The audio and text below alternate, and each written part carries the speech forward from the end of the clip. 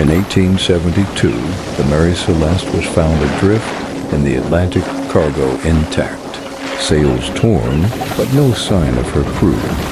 Plates of food sat untouched. The captain's pipe rested on his desk. The logbook ended mid-sentence.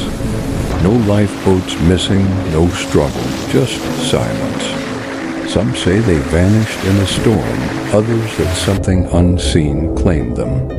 Even now, sailors whisper of a ghostly ship seen gliding through fog, lanterns flickering, crewless, forever lost at sea.